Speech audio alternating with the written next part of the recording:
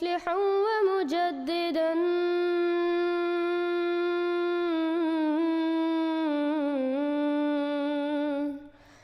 فارنوا بنظر طاهر وجنان.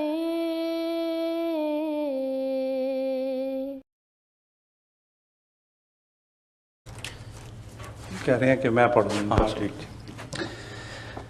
ان کا سوال ہے حضور کہ جو یہ آیت ہے وما کانا محمد آباء احد من رجالکم ولکن رسول اللہ وخاتم النبیین، برائے مہربانی اس آیت سے خاتم النبیین کا جو معنی احمدی کرتے ہیں اور جو غیر احمدی کرتے ہیں اس کا مختصراً موازنہ فرماویں. مختصر کی شرط مشکل ہے، باقی باتیں آسان ہیں، کیونکہ اگر آپ نے بات سمجھنی ہو تو ضروری ہے کہ اس کے سب پہلوؤں پر روشنی ڈالی جائے. یہ بنیادی وجہ اختلاف ہے جو احمدیوں اور غیر احمدی علماء کے درمیان بیان کی جاتی ہے.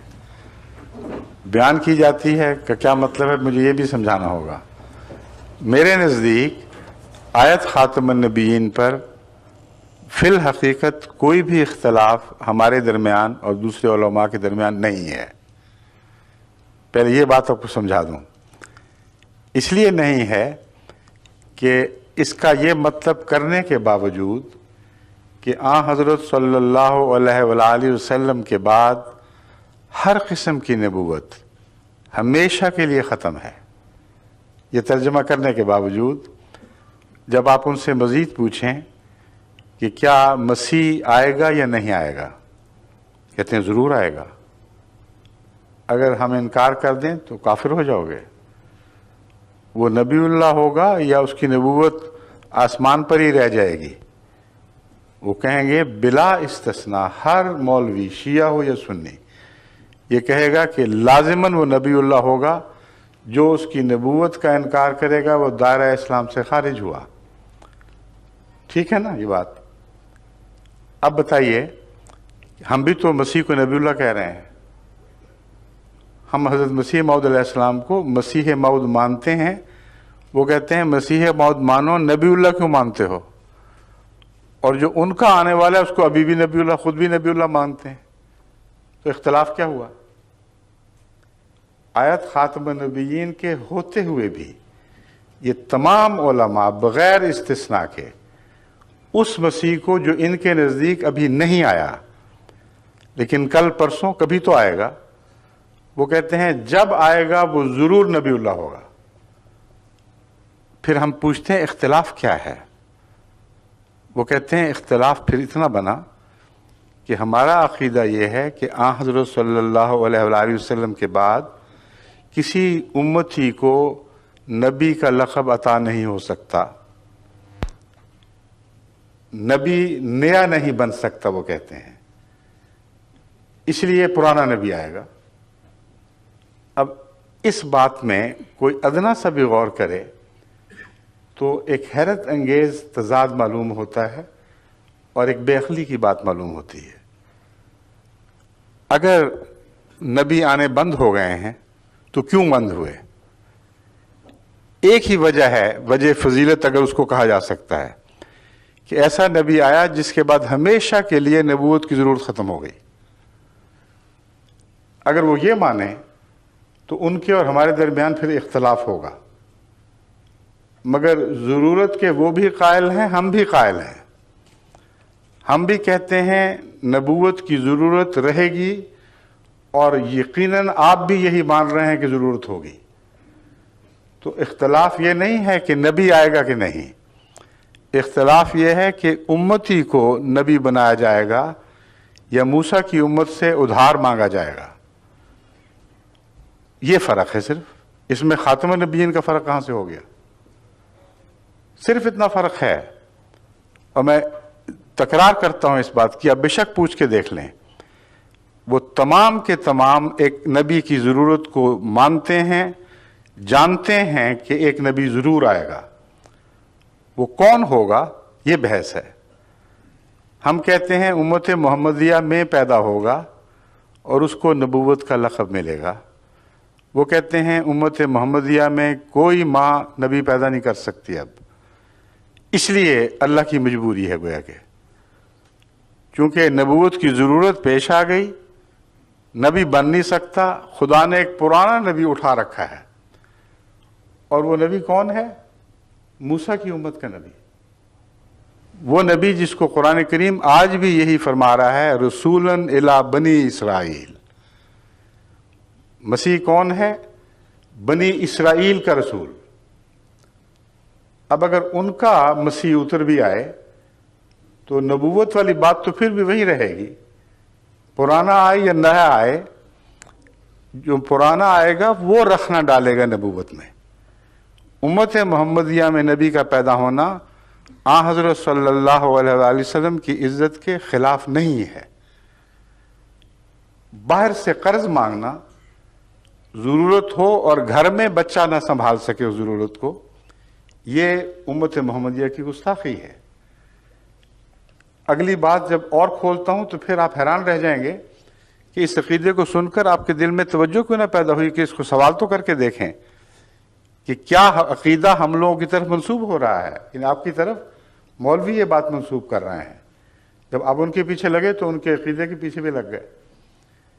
وہ یہ کہتے ہیں کہ مسیح پرانا اترے گا، وجہ یہ ہے ضرورت ہے، اور اگر بے ضرورت نبی رکھا ہوا ہے تو پھر یہ خدا کی عقل کے خلاف بات ہے۔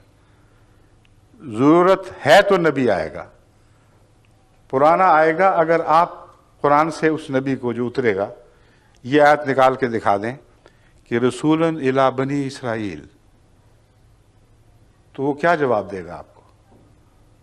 وہ یہ کہے گا کہ اب میری نبوت پھیلا دی گئی ہے، پہلے میری نبوت محدود تھی، تو پھر نئی نبوت ہو گئی۔ پہلی نبوت کہاں رہی؟ پہلی نبوت محدود بنی اسرائیل کی نبوت ہے، اور جب تک اس کو نئی نبوت عطا نہ ہو وہ امت محمدیہ میں آ کر حکمرانی نہیں کر سکتا۔ آن حضرت صلی اللہ علیہ وآلہ وسلم اور پہلے نبیوں کے درمیان ہم جب فرق دکھاتے ہیں تو ایک بڑا اہم اور بنیادی فرق یہ بتاتے ہیں کہ رسول اللہ صلی اللہ علیہ وآلہ وسلم پہلے اور واحد نبی ہیں جو تمام بنی نوع انسان کے نبی بنائے گئے۔ اس سے پہلے کبھی کسی کو تمام بنی نوع انسان کی حکمرانی نہیں بخشی گئی۔ ایسی قطعی اور حقیقی بات ہے کہ اس پر متعصب سے متعصب مولوی بھی اختلاف رائے نہیں رکھ سکتا۔ درست ہے، عیسیٰ ان میں تھے کہ نہیں تھے؟ اگر تھے تو یہ انقلاب کب آیا کہ عیسیٰ جو بنی اسرائیل کا محدود نبی تھا وہ محمد رسول اللہ کی عالمی نبوت میں شریک ہو گیا؟ شریک وہ ہوتا ہے جو باہر سے آتا ہے۔ بیٹا اپنے باپ کی دولت میں وارث کہلاتا ہے، شریک نہیں ہوا کرتا۔ اس لیے جو ہمیں جو کہتے ہیں شرک فی النبوت کرتے ہو، خود مشرک فی النبوت ہیں، اور اول درجے کے۔ اور پھر آگے دیکھیں اس کا مطلب کیا بنتا ہے۔ کیا عیسیٰ نبی اللہ پر آسمان پر قرآن کریم نازل کیا گیا تھا جو رسول اللہ صلی اللہ علیہ وسلم پر نازل ہوا؟ نہیں کیا گیا۔ جب اس کو تعلیم اور دی گئی تھی، اور قرآن فرماتا ہے اس کو انجیل کی تعلیم دی گئی تھی جس میں اس پر فرض کیا گیا تھا کہ وہ بائبل پر عمل کرے، اور یہ آیت قرآن کریم میں موجود ہے کہ اس نے دعویٰ کیا کہ میں بائبل میں ایک شوشہ بھی اضافے کے لیے یا اس کو کم کرنے کے لیے نہیں آیا۔ مسلمہ عقیدہ ہے یہ۔ تو اس کو نئی نبوت کہتے ہیں، دی جائے گی، اس کو قرآن دیا جائے گا، اور چونکہ اس نے نبی غیر نبی سے تعلیم حاصل نہیں کیا کرتا کلام الہی کی، اس لیے یہ عقیدہ انہوں نے بنایا ہے کہ قرآن اس پر دوبارہ نازل کیا جائے گا۔ اگر نہیں کیا جائے گا تو اس کو کیا پتا قرآن کیا ہے؟ اس کو تو بائبل کا پتا ہے۔ قرآن کا تو اشارتاً بھی اس کو کوئی کچھ بتایا نہ گیا پہلی زندگی میں۔ نیا آیا ہے تو گویا نیا قرآن لے کے آیا ہے۔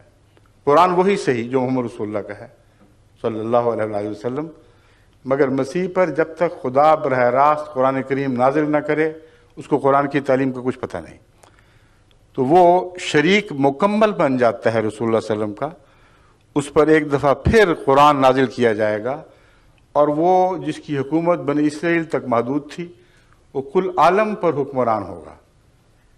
یہ نبی پرانا نبی نہیں ہے، یہ نیا نبی ہے. اور آخری نبی جو اس حیثیت سے دنیا دیکھے گی وہ حضرت محمد رسول اللہ صلی اللہ علیہ وسلم نہیں ہوں گے، بلکہ یہ نبی ہوگا. اس لیے یہ اختلاف جو ہے یہ محض لفظی بھی ہے، اور زیادہ آگے جا کے دیکھیں تو بہت گہرا ہو جاتا ہے، مگر مسیح کے گرد. عقیدے کے لحاظ سے کوئی اختلاف نہیں. حضرت محمد رسول اللہ صلی اللہ علیہ وآلہ وسلم کے بعد نبی یہ بھی مانتے ہیں اور ہم بھی مانتے ہیں. ہم یہ کہتے ہیں کہ حضرت صلی اللہ علیہ وآلہ وسلم کے بعد کوئی نبی غیر قوموں سے، غیر امتوں سے نہیں آ سکتا. یہ محمد رسول اللہ علیہ وسلم کی امت ہے. جو بھی مصلح پیدا ہوگا اسی امت میں پیدا ہوگا. جو بھی فیض پائے گا محمد رسول اللہ سے پائے گا، آپ کے قرآن سے دین سیکھے گا. اور اس حیثیت سے وہ اطاعت میں جب بڑھ جائے گا تو محمد رسول اللہ زیادہ نزدیک ہو گیا تھا. اطاعت میں جب بڑھ جائے گا تو حضرت صلی اللہ علیہ وآلہ وسلم کی غلامی میں اس کو وہی کام کرنا ہوگا جو محمد رسول اللہ کا کام تھا. وہ کیا ہے؟ لِيُظْهِرَهُ عَلَى الدِّينِ كُلِّهِ، تاکہ دین محمد صلی اللہ علیہ وسلم کو تمام دنیا پہ غالب کر دے. یہ ہمارا عقیدہ ہے. اب میں آیت خاتم النبیین کی طرف آتا ہوں. پہلے میں دونوں کے عقیدے کی تشریح بتا رہا تھا کہ فرق ہے تو کیا ہے. آیت خاتم النبیین کا یہ ترجمہ جو وہ کرتے ہیں کہ وہ نبی آیا جس نے پہلے سب نبیوں کو ہی نہیں بلکہ نبیوں کا بیج ختم کر دیا، تخم نبوت ختم ہو گیا. اور حضرت صلی اللہ علیہ وآلہ وسلم سے پہلے جتنے نبی تھے ان سب کو ختم کر دیا. یہ مانتے ہیں کہ نہیں؟ کیسے ختم کیا؟ جسمانی طور پر یا روحانی طور پر؟ دو ہی معنی ہو سکتے ہیں. جسمانی طور پر ختم کیا تو سب نبی تو اپنی موت خود ہی وفات پا چکے تھے. ایک ہی ٹیسٹ کیس باقی تھا، عیسیٰ علیہ السلام. ان کے نزدیک، ہمارے نزدیک نہیں. ہم کہتے ہیں جسمانی طور پر بھی کل نبیوں کو بلا اشتباہ ختم کر دیا. یعنی ایک نبی بھی آپ کی عمر سے گزر کر زندہ نہیں رہا. آپ کی پیدائش سے پہلے فوت ہو چکا تھا، آپ کی نبوت سے پہلے فوت ہو چکا تھا. یہ مولوی جو ہم پر الزام لگاتے ہیں یہ کہتے ہیں کہ نہیں، ایک نبی زندہ تھا، وہ زندہ تھا، زندہ رہا ان کے قول کے مطابق. تو کس نے کس کو ختم کیا؟ وہ نبی جو رسول اکرم صلی اللہ علیہ وآلہ وسلم سے 570 سال پہلے ان کے بیان کے مطابق پیدا ہوا، اور 570 سال کی عمر میں وہ آسمان پر بیٹھا ہوا دیکھ رہا تھا، اور اس کے سامنے ایک بچہ پیدا ہوتا ہے، اس کے سامنے جوان ہوتا ہے، اپنی نبوت کا دور ختم کر کے گزر جاتا ہے. تو کس نے کس کو ختم ہوتے دیکھا؟ ان کے قول کے مطابق نعوذ باللہ من ذالک عیسیٰ علیہ السلام نے رسول کریم صلی اللہ علیہ وآلہ وسلم کو ختم ہوتے دیکھا. اور وہ دونوں یہ دعوے حضرت کے صلی اللہ علیہ وسلم انہوں نے جھٹلا دیے. آپ فرماتے ہیں میں پہلا بھی ہوں اور آخری بھی ہوں. اگر جسم کے لحاظ سے یہ مانتے ہیں تو پہلا تو مسیح تھا، پہلے پیدا ہوا.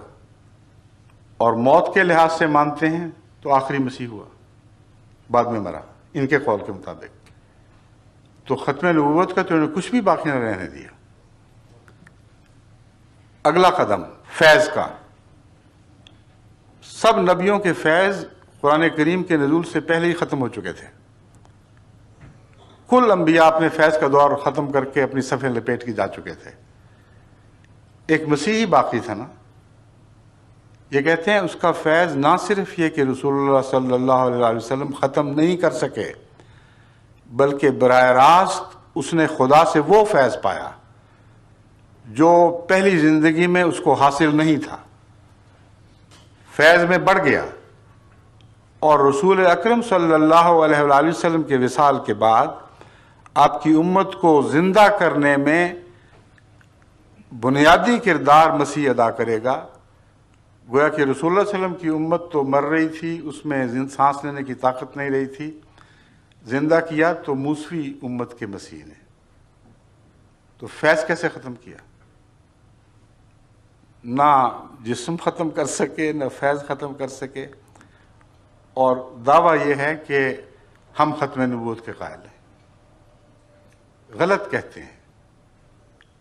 میں علماء کو بارہا یہ کہہ چکا ہوں کہ اس معاملے پہ گفتگو کرو، میں ثابت کروں گا کہ تمہارے معنوں میں بھی جو ہم مانا کرتے ہیں وہ بہت بلند ہے، جو تم مانا کرتے ہو اس میں بھی ہم قائل ہیں، تم قائل نہیں ہو۔ اور وہ ختم کا معنی ختم کرنا، جیسا کہ میں بیان کر رہا ہوں، یہ کرتے ہیں۔ اور میں ثابت کر چکا ہوں کہ نہ وہ جسم کو ختم مانتے ہیں جسمانی لحاظ سے، نہ روحانی لحاظ سے۔ جماعت احمدیہ دونوں لحاظ سے حضرت صلی اللہ علیہ وسلم کو خاتم مانتی ہے، اور قرآن کریم میں خاتم النبوت نہیں لکھا گیا، خاتم النبیین لکھا گیا ہے۔ النبیین، جتنے بھی نبی تھے کلہم، ان سب کو محمد رسول اللہ صلی اللہ علیہ وآلہ وسلم نے ختم فرما دیا۔ اور ہم کہتے ہیں کہ عیسیٰ آپ سے پہلے وفات پا چکے تھے، اس لیے کوئی نبی بھی جسمانی لحاظ سے آپ سے آگے نہیں نکل سکا۔ روحانی فیض آپ کی امت تک محدود رہا، اور اس میں بھی عیسیٰ کو تو یہ بھی توفیق نہ ملی کہ 30 سے زیادہ اپنے متبعین پیچھے چھوڑ کر جاتا، اور روحانی لحاظ سے بہت قربانی کرنے والا مگر کامیابی کے لحاظ سے ایک بے طاقت نبی دکھائی دیتا ہے۔ اس کے وصال کے بعد لمبے عرصے کے بعد پھر رفتہ رفتہ خدا نے غلبہ عطا کیا ہے، مگر زندگی میں حضرت عیسیٰ علیہ السلام کو یہ شرف نصیب نہ ہوا۔ حضرت محمد رسول اللہ صلی اللہ علیہ وآلہ وسلم کو زندگی میں یہ شرف نصیب ہوا کہ آنکھیں بند نہیں کیں جب تک عرب میں وہ انقلاب برپا نہ کر دیا جس کا بیڑا تنہا اٹھایا تھا، اور حیرت انگیز انقلاب تھا جو عرب کی حدوں سے چھلانگ لگا کر ایک طرف کسریٰ کی حکومت میں داخل ہو چکا تھا، دوسری طرف قیصر کی حکومت میں داخل ہو چکا تھا۔ رسول اللہ علیہ وسلم کی زندگی میں یہ واقعہ ہوا ہے۔ تو اس نبی کی خدمت کی امت کو زندہ کرنے کے لیے مسیح کو لایا جانا تھا۔ ایک لغو خیال ہے، جماعت احمدیہ اس کو رد کرتی ہے، اس کو آیت خاتم النبیین کے منافی قرار دیتی ہے۔ ہم کیا معنی سمجھتے ہیں؟ اول وہ معنی سمجھتے ہیں جو عربوں میں رائج تھے اور آج بھی رائج ہیں۔ خاتم کا لفظ قرآن نے ایجاد نہیں فرمایا، ایک عرب محاورے کو استعمال فرمایا ہے جس کو سب عرب جانتے تھے۔ خاتم کا لفظ عرب بہترین کے معنوں میں استعمال کرتے ہیں، جس سے اوپر کوئی نہ ہو، یعنی مقام کے لحاظ سے آخری ہو۔ چنانچہ ابو علی سینا جو مشہور طبیب بلکہ اطباء کے باپ مانے جاتے ہیں، ان کو خاتم الاطباء لکھا جاتا ہے۔ متنبی شاعر جو عربوں کا شاعر ہے، رسول اللہ صلی اللہ علیہ وآلہ وسلم کے بعد آیا ہے، خاتم کا معنی عربوں پہ روشن ہو چکا تھا۔ اس کے باوجود اس کے دیوان اٹھا کر دیکھ لیں، خاتم الشعراء المتنبی، تمام شعراء کا خاتم۔ آگے دیکھیں، ہمارے زمانے میں ہمارے ملک میں حکیم اجمل خان پیدا ہوئے، دہلی میں بہت چوٹی کے حکیم تھے جن کا آج تک نام، ان کے نام کا ڈنکا بجتا ہے طب میں۔ ان کے جو بیعت ہے اس کے اوپر لکھا ہوا ہے خاتم الحکماء یا خاتم الاطباء، دونوں میں سے ایک۔ حکیم اجمل خان صاحب.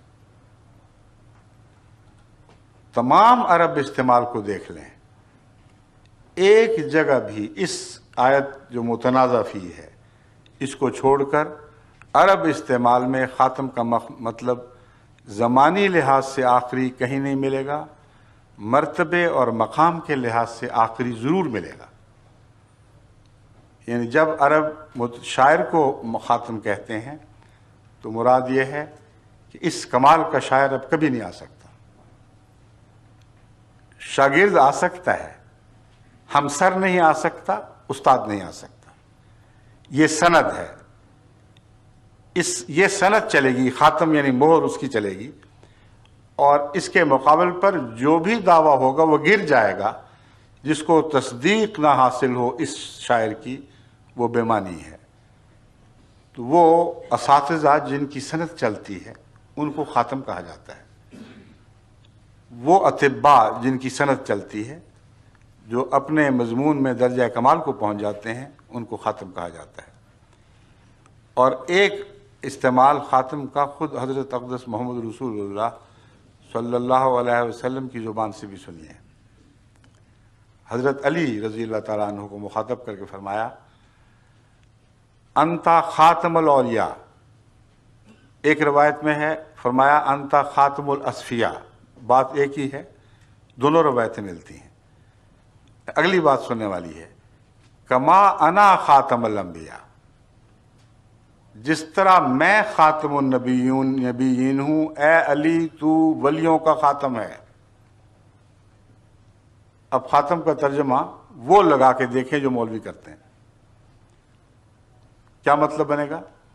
کما کا لفظ بھی آ گیا ہے، جیسا میں ویسا تو. خاتم میں ہم برابر ہیں، لیکن میں نبیوں کا خاتم، تو ولیوں کا خاتم. تو مطلب یہ بنے گا کہ اے علی، جس طرح میرے آنے کے بعد، یعنی ان مولویوں کے ترجمے کے لحاظ سے، جس طرح میرے آنے کے بعد ہر قسم کی نبوت کی عطا ختم ہو چکی ہے، ہاں پرانا نبی آ سکتا ہے، اس طرح اے علی میرے بعد، تیرے بعد ولایت کی صف اسلام سے لپیٹ دی جائے گی. الا ان اولیاء اللہ لا خوف علیہم ولا هم یحزنون کا دعویٰ بیکار جائے گا. قرآن کریم غلط نکلے گا، نعوذ باللہ.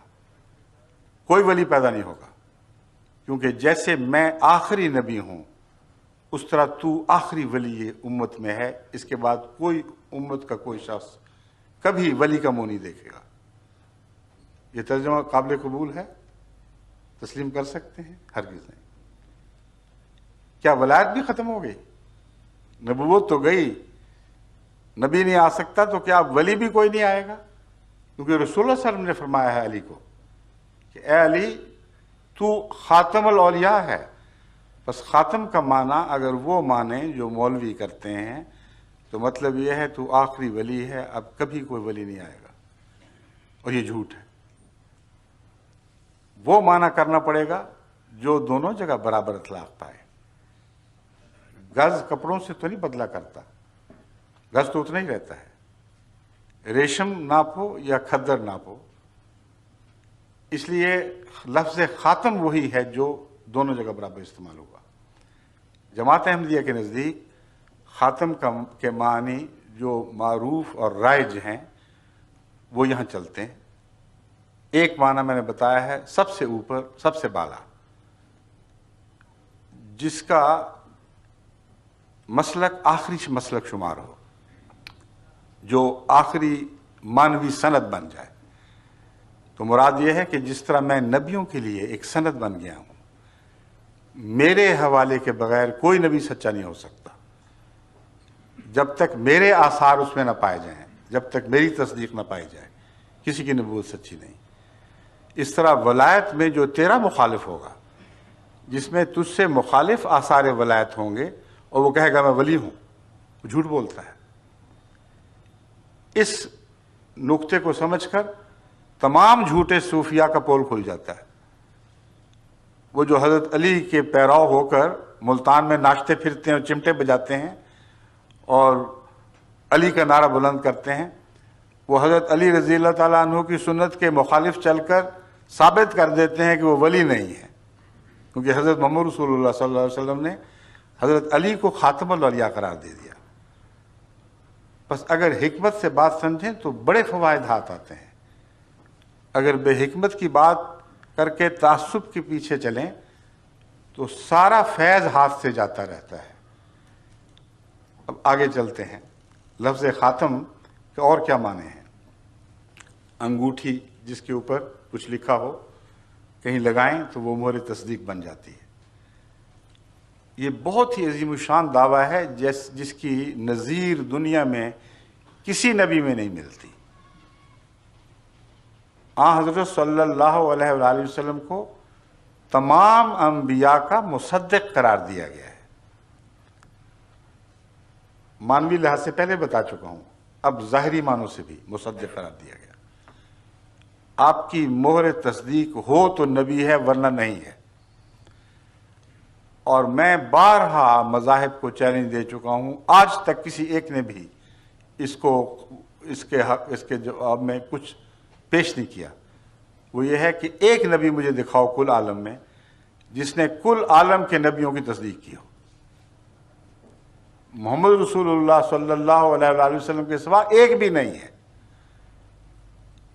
حضرت اکیلے نبی ہیں جنہوں نے کہا کہ مجھے مانو تو یہ کافی نہیں ہے.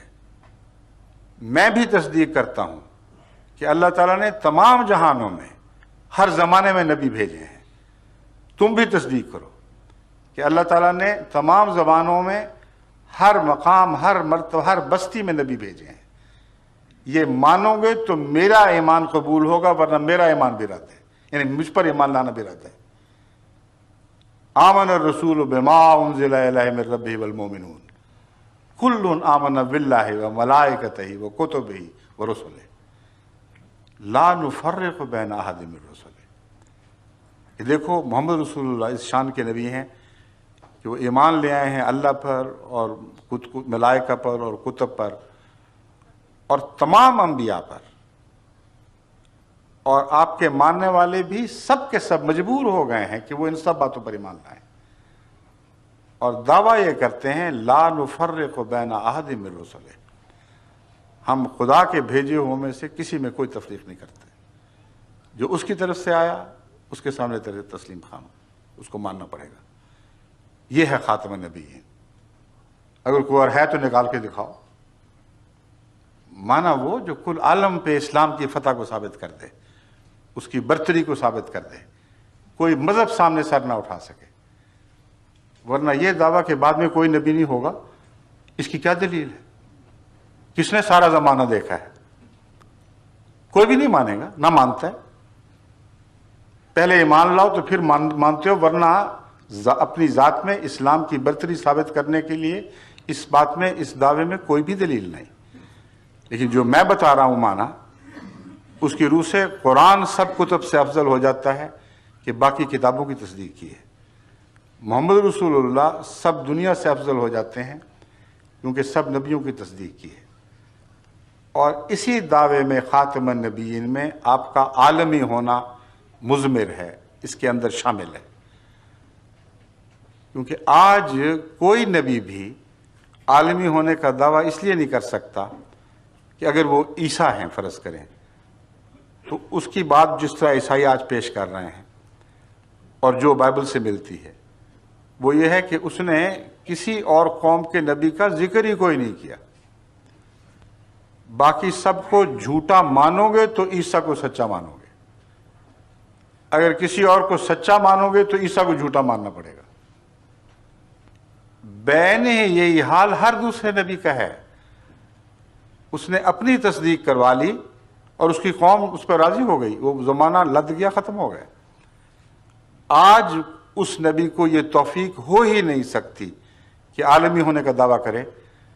اگر عیسیٰ یہ دعویٰ کرتا ہے مثلا علیہ الصلوۃ والسلام، تو پتہ ہے مسلمانوں کو کیا قیمت دینی پڑتی ہے. مسلمانوں کو محمد رسول اللہ سے دامن چھڑا کر پھر عیسیٰ کو ماننا پڑتا ہے.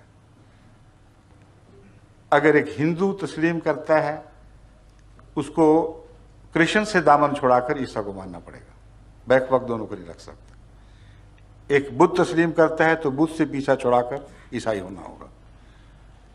لیکن ایک مسلمان اگر رسول اللہ صلی اللہ علیہ وسلم کا دامن پکڑتا ہے تو عیسیٰ کو چھوڑنا نہیں پڑتا، عیسیٰ کو لازماً پکڑنا پڑتا ہے، بدھ کو بھی سچا ماننا پڑتا ہے، کرسچن کو بھی سچا ماننا پڑتا ہے، زرتشت کو بھی سچا ماننا پڑتا ہے۔ یہ عالمی مذہب ہے، تمام قوموں کو ایک ہاتھ پر اکٹھا کرنے والا۔ تو خاتم نبیین کی آیت تو عظیم الشان آیت ہے، اس کے اتنے بطن ہیں، اتنے اس میں روحانی مطالب اکٹھے ہو گئے ہیں کہ اگر آپ عقل سے اور دل کی گہرائی سے غور کریں تو اس شان کی آیت دنیا میں کبھی کسی نبی کو عطا نہیں ہوئی، آخری ہونے کے دعوے سے نہیں، اس کو تو خود یہ رد کر بیٹھے ان معنوں میں جو میں بیان کر رہا ہوں۔ پھر خاتم النبیین کس موقع پر بیان ہوئی ہے؟ وہ آیت جو آپ نے پڑھی ہے وہ آیت یوں ہے، ما کان محمد ابا احد من رجالکم ولکن رسول اللہ و خاتم النبیین۔ کیا مطلب ہے؟ محمد صلی اللہ علیہ وسلم تم جیسے مردوں میں سے کسی کے باپ نہیں ہے۔ عام طور پہ ترجمہ لوگ کر دیتے ہیں مردوں میں سے باپ نہیں ہے، میں یہ نہیں مانتا، اس لیے کہ رجال کم کا مطلب ہے تمہارے مردوں کے۔ عام طور پر جس قسم کے مرد تم پائے جاتے ہو ان کا باپ ہونا تو قابل فخر ہے ہی کوئی نہیں، تم الزام لگاتے ہو کہ اس کا بیٹا نہیں ہے، اس لیے یہ ادنا ہے۔ قرآن کہتا ہے کہ جس قسم کے تم لوگ ہو تمہارا باپ ہونا قابل فخر نہیں ہے بلکہ قابل شرم بات ہے، کوئی عزت نہیں ہے اس میں۔ کن کا باپ ہے؟ یہ رسولوں کا باپ ہے۔ خاتم کا مطلب باپ بھی ہے۔ ان معنوں میں بھی ہم لفظ خاتم پر کامل یقین رکھتے ہیں، اور اس میں گہری حکمت ہے۔ الولد سر لابیہ، یہ محاورہ ہے عربی کا کہ بیٹا اپنے باپ کا راز رکھتا ہے اپنے اندر۔ اس زمانے میں تو جینز ایجاد نہیں ہوئی تھی۔ جو صلی اللہ علیہ وسلم کے زمانے میں جب خاتم النبیین کی آیت نازل ہوئی ہے تو یہ دعویٰ کسی بظاہر کسی سائنٹیفک فیکٹ پہ مبنی نہیں تھا، مگر آج زمانے نے کھول دیا ہے کہ بیٹا باپ کی صفات سے پہچانا جاتا ہے۔ اگر محمد رسول اللہ کا بیٹا نہیں ہے کوئی رسول تو رسول نہیں ہے، کیونکہ سب نبیوں کا باپ آپ کو قرار دے دیا گیا ہے۔ بس خاتم ان معنوں میں کہ اس کی تصویر آپ کو نبیوں میں دکھائی دے گی، ہر سچے نبی میں تم محمد رسول اللہ کا عکس دیکھو گے، اگر نہیں دیکھو گے تو وہ جھوٹا ہے۔ کتنا عظیم الشان معنی ہے خاتم النبیین کا۔ یہ معنی کرنا کہ خاتم النبیین نے دوسرے سب نبیوں کا فیض ختم کر کے اپنا فیض بھی بند کر دیا، سب سے بڑی جہالت ہے۔ ایسی جہالت ہے جس کو قرآن کھلے بندوں جھٹلا رہا ہے۔ اب یہ بات تو سمجھ آ گئی کہ پہلوں کا فیض جسمانی لحاظ سے بھی ختم کیا، روحانی لحاظ سے بھی ختم کیا، اور حضرت صلی اللہ علیہ وآلہ وسلم ایک عالمی نبی بنے۔ آپ کی ختم سے نبی پہچانے جائیں گے، آپ کی تصدیق سے پتہ لگے گا کہ کون نبی ہے جس کی ادائیں آپ سے ملتی ہیں وہی سچا ہے، جس کی ادائیں مخالفانہ ہیں وہ سچا ہو ہی نہیں سکتا، کیونکہ سب نبیوں کے باپ ہیں آپ۔ اب اگلا سوال یہ ہے کہ آپ کا کوئی اپنا روحانی بیٹا بھی ہوگا کہ نہیں، یا وہ بھی ختم کر دیے؟ سب کے فیض ختم کیے، اپنا بھی ختم کر بیٹھے تو ہاتھ کیا آیا دنیا کو؟ اس سے تو پرانے ادنا ہی کافی تھے جن کا فیض جاری رہتا۔ قرآن کریم فرما رہا ہے کہ حضرت صلی اللہ علیہ وآلہ وسلم سب نبیوں کا فیض ختم کر کے اپنا وہ فیض جاری فرما چکے ہیں جس میں کسی انعام کی کمی نہیں ہے۔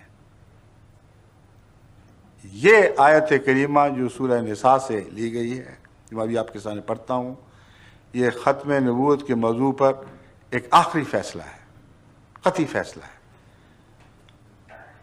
سورہ النساء میں یہ آیت ہے، وَمَن يُطِعِ اللَّهَ وَالرَّسُولَ فَأُولَٰئِكَ مَعَ الَّذِينَ أَنْعَمَ اللَّهُ عَلَيْهِمْ۔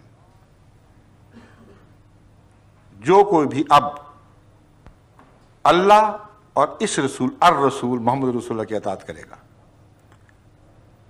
کیا ہوگا؟ اس کو سزا ملے گی، انعام ملیں گے۔ پہلے نبیوں کی اطاعت کے مقابلے پر کم انعام ملیں گے، یا کم سے کم وہ تو ملیں جو پہلے نبیوں کی اطاعت سے ملتے رہے مگر شان میں ان سے بڑھ کر۔ یہی دعویٰ یہ آیت کریمہ کر رہی ہے۔ وَمَن يُطِعِ اللَّهَ وَالرَّسُولَ، جو کوئی بھی اللہ کی اطاعت کرے گا اور اس رسول محمد رسول اللہ صلی اللہ علیہ وآلہ وسلم کی اطاعت کرے گا، فَأُولَٰئِكَ مَعَ الَّذِينَ أَنْعَمَ اللَّهُ عَلَيْهِمْ، اب صرف یہی لوگ ہیں جن کو اللہ انعام عطا کرے گا، باقی سب کی چھٹی ہو گئی۔ خاتم کا مطلب غیروں کے چشمے بند، اپنا جاری۔ اب فیض لینا ہے تو اس کے پیچھے لگو۔ اور ساتھ فرمایا وہ کون لوگ ہیں جن کو انعام ملے گا، لسٹ بیان فرمائی ہے۔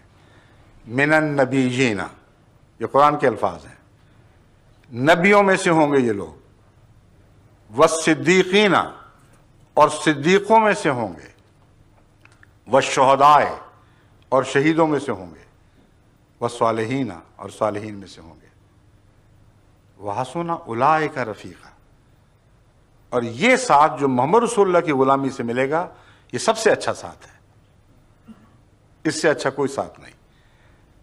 تو انعام کی لسٹ تو وہی ہے، مگر حسن اولئک رفیقا نے مرتبہ اونچا بیان کر دیا۔ اب تم پرانی امتوں میں کہاں رفیق ڈھونڈتے پھرتے ہو؟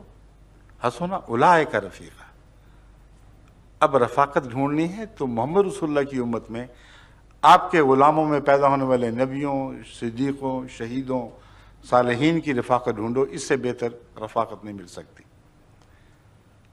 اتنی واضح کھلی ہوئی آیت کے بعد آیت خاتم النبیین کا یہ ترجمہ کرنا کہ آپ نے سب نبیوں کو ختم کیا سوائے عیسیٰ علیہ السلام کے، اور سب کا فیض ختم کر دیا، ساتھ اپنا بھی ختم کر دیا۔ اب اس امت میں کوئی نبی آپ کی غلامی میں بھی پیدا نہیں ہو سکتا۔ قرآن کا دعویٰ کیا ہے؟ غلامی میں پیدا ضرور ہو سکتا ہے مگر صرف نبی نہیں، ہر مرتبہ شان، ہر مرتبہ انعام اب محمد رسول اللہ کی غلامی سے وابستہ ہو چکا ہے۔ صرف نبوت بند نہیں ہوئی، خاتم صدیقیت بھی بند ہے، شہادت بھی بند ہے، صالحیت بھی بند ہے، مگر غیروں کی۔ محمد رسول اللہ کی غلامی میں نہ یہ بند، نہ وہ بند، نہ وہ بند۔ بس غلام نبی کا تو اعلان کر رہی ہے یہ آیت، اور بجائے اس کے کہ پرانے موسیٰ کے غلام کو محمد رسول اللہ کی امت کا فیض رسان بناؤ، اگر غیرت ہے تو قرآن کے اس معنی کو تسلیم کرنا لازم ہے کہ جب ضرورت ہوگی محمد رسول اللہ کے غلاموں میں سے وہ اٹھے گا جسے خدا فیض نبوت عطا کرے گا، مگر محمد رسول اللہ کی امت کے دائرے میں اور غلامی کے صدقے۔ یہ ہمارا عقیدہ ہے۔ اگر یہ نعوذ باللہ من ذالک حد کے رسول ہے تو پھر اس عتیق عقیدے کو پکڑے رکھیں کہ محمد رسول اللہ کی امت میں تو سب ناکام ہو جائیں گے، موسیٰ کا غلام ڈھونڈنا پڑے گا، نیا قرآن لے کے آئے گا، یعنی دوبارہ قرآن نازل ہوگا، اور آخری فیض رسان جو دنیا دیکھے گی وہ عیسیٰ علیہ السلام ہوں گے، پھر وہ خاتم النبیین ہوئے، نہ کہ محمد رسول اللہ۔ سمجھ گئے؟ If you have not yet subscribed, make sure to subscribe and click on the bell icon so you can get notifications for every new video. Also make sure to like and comment on the video and follow on Twitter and Instagram.